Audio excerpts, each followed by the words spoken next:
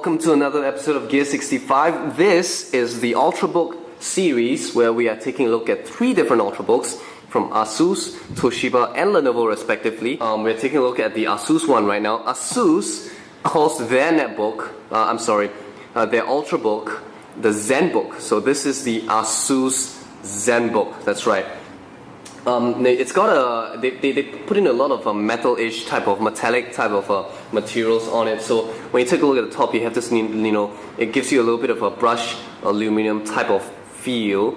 And they did follow a wedge design. And one thing I did notice is that their computer looks a lot like the MacBook Air. It is wedged downwards like so. All the ports are all on the left side, and there are a lot of similarities in terms of the physical design to the MacBook Air, even down to the keyboard and mouse. So if you take a look at the keyboard, it does look a lot like it has the chiclet keys,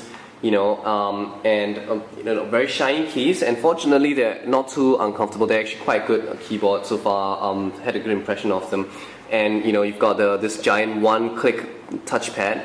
Right, and one thing that I did like is the shift key. Actually, the shift key is they no longer hide the shift key next to the arrow keys and all that. So the buttons and all that are quite comfortable to type on. And unfortunately, the function keys on the top here, by default they are F1 to F12. So of course, again, this kind of thing is up to your preferences. After a while, I prefer to have the function keys, but some of you might prefer it that is F1 and F2. What I mean is that when I press F2, it will be F2, and if I want to turn on and off the Wi-Fi, I hold the function key and then I press F2, and this will turn the Wi-Fi on and off. So likewise for brightness, I will have to hold the function key and hit F5 and F6. All right, but otherwise the keyboard is not too bad. It's quite comfortable, and the computer is not too difficult to open, even though it doesn't have a very distinct wedge. It does pop out a little bit on this side like this, so there's a little lip here that makes it a lot more easier to open up the computer. In terms of port, on this side you have the power adapter, which is a very nice power adapter. I gotta show it to you later. A USB 3.0 port here. You have a proprietary VGA dongle type of thing. So here it is. It does come with a computer. You plug it in and it is a VGA port. This is a proprietary one, and if you're saying like, hey, what's the big deal with that? Apple's using proprietary one. Apple is not using a proprietary port. Apple is using a standard known as mini display port that not only Apple but Dell is also using in their XPS notebooks. So I find it kind of annoying that it has to be a dongle, but fortunately the dongle does come with the computer itself, so that's not really a big deal. And the dongle is actually quite small, right? And there is a micro HDMI port here, so if you have a mini HDMI port cable, you can connect it here. This LED over here shows you when the computer is sleeping. And on this side, you have the second USB port, so it's a total of only 2 USB ports. A headphone jack, no microphone jack, and this is not a headset port neither. You have here an SD card slot, and that is it. A total of 2 USB ports, but fortunately there is an SD card slot, which is kind of cool.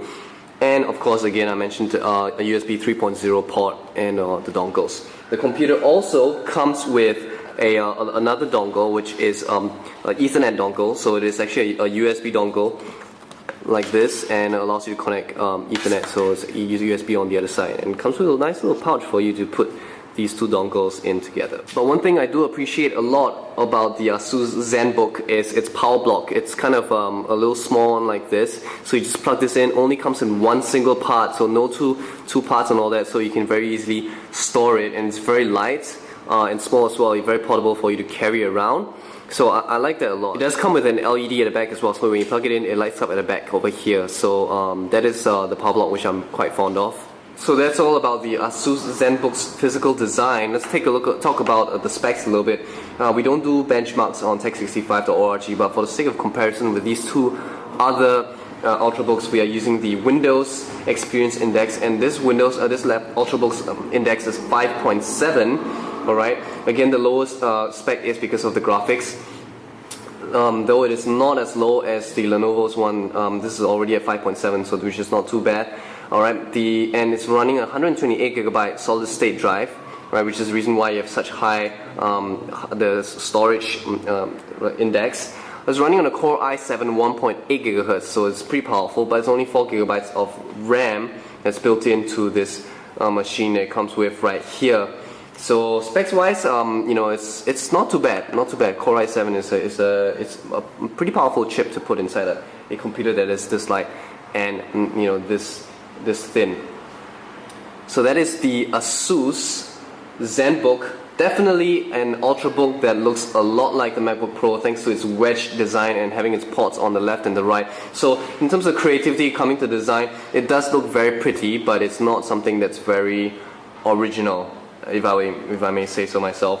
But otherwise, you know, it's comfortable to use, it's not too uncomfortable to carry, although the wedge at the end does make it a little bit sharp on the end, but again, you can just hold it on the other side of the computer. So yeah, this is the Asus Zenbook. If you thought this video was useful for you and it really helped you liked this video, give us a thumbs up so we know. And be sure to subscribe to our YouTube channel at youtube.com/65bits so that you can see all of our upcoming videos, including find the videos of these two laptops, the Toshiba Prodigy Z830 as well as the Lenovo IdeaPad U300S. So this has been the Asus Zenbook Ultrabook by Asus, and thanks for watching this episode of Gear65 by Tech65.org. I'll see you guys really soon. Goodbye.